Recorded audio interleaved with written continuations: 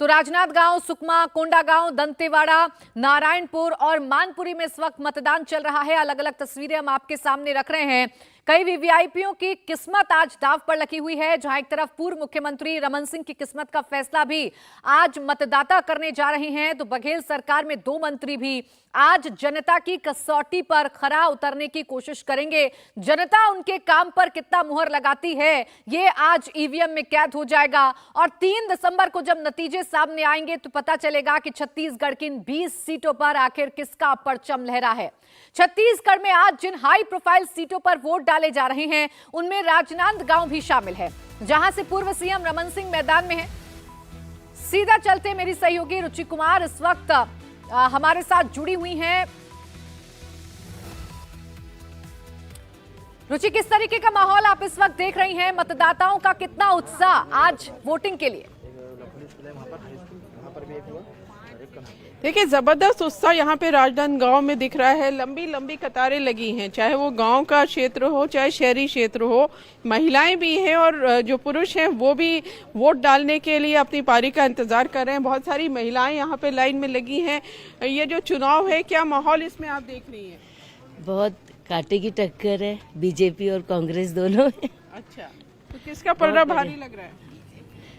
भी तो बीजेपी कमल ही खिल के आएगा मैडम। अच्छा, कमल ही खिल के आना है। वजह है कि हमारे चावल वाले बाबा है, हमारे वो हर हमेशा दुख सुख में हमारे साथ रहने वाले, इन्हीं को आना है और यही बढ़ चढ़ के आएंगे। ये रमन सिंह भी यहाँ पर आए हैं, बूथ बूथ वो जाकर देख रहे हैं। उनसे भी हम बात करने की कोशिश करेंगे। ये जैसे भ्रष्टाचार कितना बड़ा मुद्दा इस चुनाव में बन रहा है। करप्शन मुद्दा रहेगा ही छत्तीसगढ़ में। और अब तो महादेव ऐप के आने के बाद सीधा स्पष्ट हो गया। 509 करोड़ रुपये के ट्रांजैक्शन हुआ है। अब उसके बाद कोई शंका ही नहीं बाकी। जैसे महादेव ऐप पे जो आरोप लगे हैं, ये कितना गंभीर आरोप आप मानते हैं? एक मुख्यमंत्री के ऊपर जो आरोप लगे, आरोप प्रमाणित है, कोई नई बात नहीं। लेकिन कांग्रेस कह रही है कि उस बदनाम करने के लिए ऐसा किया जा रहा है।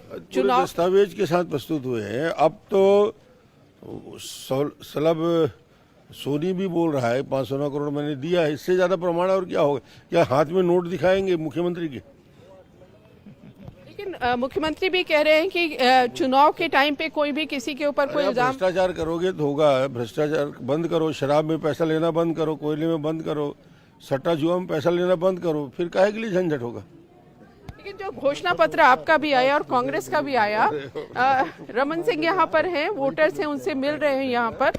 और इसी तरह से रमन सिंह सुबह से बूथ बूथ यहाँ राजनांदगांव में जा रहे हैं और वोटर से बात कर रहे हैं और उनका मूड जान रहे हैं और लोगों को बता रहे हैं। जैसा उन्होंने बताया कि भ्रष्टाचार इस चुनाव में बड़ा मुद्दा है, क्योंकि चुनाव के बिल्कुल बीच में महादेव ऐप का मामला आ गया और महादेव ऐप के उसमें आरोप लगे हैं कि जो मुख्यमंत्री हैं उनको 508 करोड़ रुपया दिया गया है। जी बिल्कुल, देखिए रमन सिंह ये कहते हुए नजर आ रहे हैं कि भ्रष्टाचार एक बड़ा मुद्दा है और ये भ्रष्टाचार मुद्दा बनाने की कोशिश भारतीय जनता पार्टी की तरफ से की गई है। भ्रष्टाचार का ये मुद्दा, खासकर महादेव ऐप का ये मुद्दा आज चुनावों से ठीक पहले सामने आया है, जिस पर अब एक दूसरे पर वार पलटवार दोनों ही दल करते हुए नजर आ रहे हैं।